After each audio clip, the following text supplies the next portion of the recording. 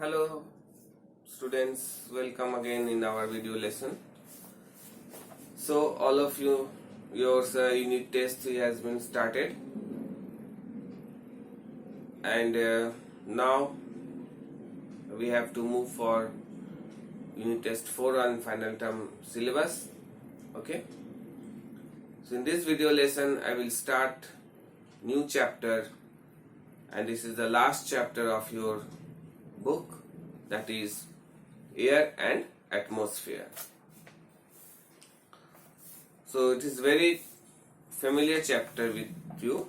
All of you know, you have already read so many things about this. So again we will see here and see the details of this chapter here. Okay. So air and atmosphere. So all of us know that air is around us. So blanket of air that surrounds the earth's surface is called atmosphere. You know. So air is present everywhere on this earth. It is present on land, in water, even in tiny space inside soil. We cannot see air because it is colorless and transparent. We can smell it as it odorless. We cannot smell it also.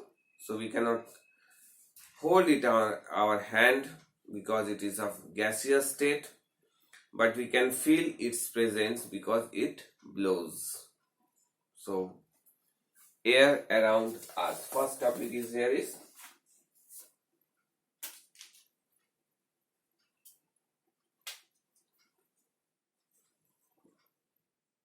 air around us. So air is around air. What is air? It is blanket of air around the earth's surface is called atmosphere, isn't it? It is called atmosphere. So what is air? So simple, if we say air is a mixture of gases. Okay. And what are the properties of this air? Properties of air. If you say properties of air, the first property of air, it is colorless. Second, it is odorless.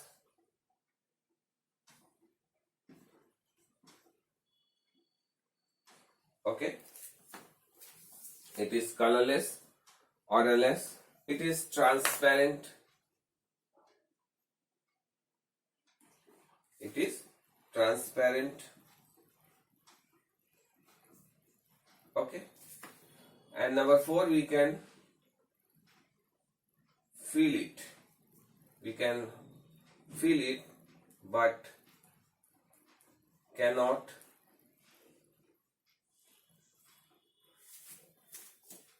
hold in our hand. But we cannot hold it. Okay. So these are the general properties of air. The physical properties. So what is we mean by colorless? The air has no color of it, so we cannot see air. We cannot smell also, because it does not have any smell of its own, so we cannot smell air. We cannot touch. We can just feel. We can touch it, but we cannot hold it because it is gaseous in state. And since it allows light to pass through them very easily, so it is also called as transparent. So what I said, it is colorless because it has no color, we cannot see it. It is odorless, means it has no smell of its own. Light can easily pass through the air, so it is transparent. We cannot hold air in our hand because it is gaseous state. We can just feel it and touch it.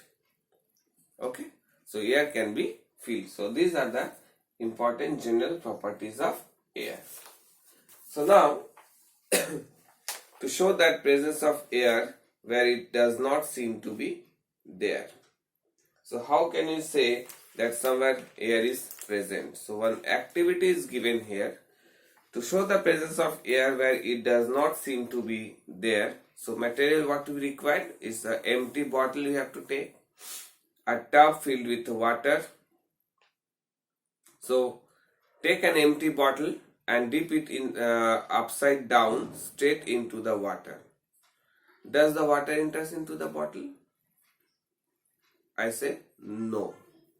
If it does not allows water to go inside the bottle, then what you will do? Now slightly tilt the bottle. Slightly when you tilt the bottle, what you will see? Slowly water goes inside the bottle and you can also see some bubbles. We can also see some bubbles. Okay.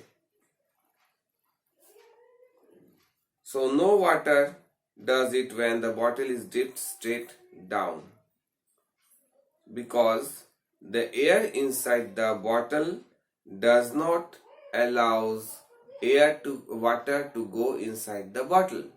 But when you tilt the bottle slightly, the air comes out from the bottle and the water goes inside the bottle. So what conclusion we get here from this?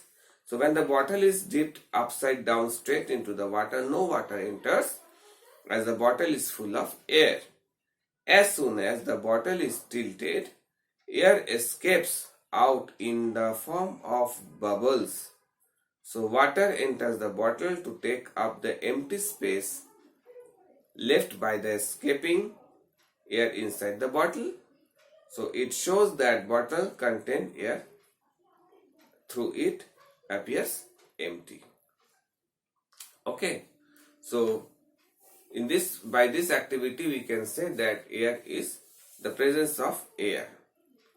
So now all of us know air is very important for us. In this earth, if there is no air, no life will exist, whether it is plant life or animal life. Air is most important matter in the universe also. Is a vital substance, sustenance of life on this earth surface. So we cannot live without food and water for a few days, but we cannot live without air. We can live. If you won't get food for 1, 2, 3 days, you can live. You cannot die. If you won't get water, then also we can survive. But if you won't get air for few seconds or few minutes, we will not survive. So we cannot live without air even a few minutes. At high altitudes, as all of you know that as we go up high in the air, the layer of air becomes thinner. So when you go up in high altitudes, what happens? We feel difficult in breathing. We have some breathing problems in high altitudes. So you have seen that mountaineers who go to the high mountains, they used to carry oxygen cylinder with them. Why? Because as we go high up in the air, the layer of air become thinner, so percentage of oxygen also reduces. Okay, so they feel suffocation. They cannot breathe. If they cannot breathe, they will die there. So they take oxygen cylinder with them when they go high up in the high up in the mountains. So because the air contains oxygen and we need it for breathing. Sound need air to travel also. Sound also need air because sound cannot travel without any medium.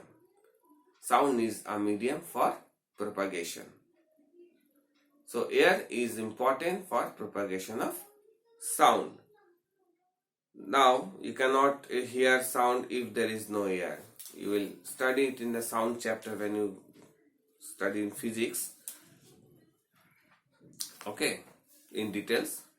Now our earth is surrounded by blanket of air. I just written that the blanket of air around the surface is called atmosphere. It is also given. It is nearly about 320 kilometer thick. We divide into 5 layers. This the layer of our air, which is about 320 kilometer up to the earth's surface, above the earth's surface. It is classified into 5 parts. So we will see that what are the 5 layers of the atmosphere.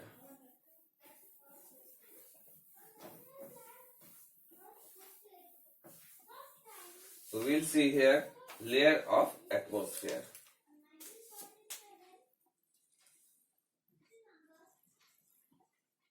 Layers of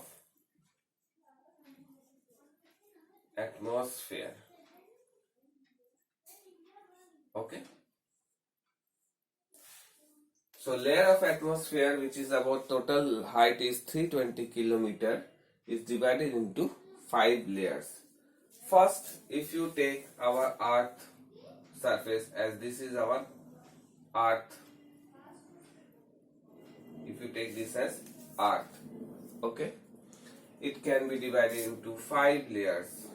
First layer, then second layer, then fourth layer, and then the last one is the fifth layer.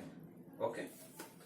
The first layer above the earth surface, this layer is called troposphere. It is called troposphere. Okay. Second one is stratosphere. Okay. Then is mesosphere.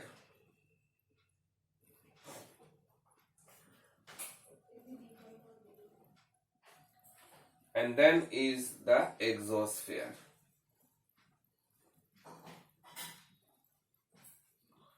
So we will see one by one what are the features of these different layers of atmosphere. First is the troposphere.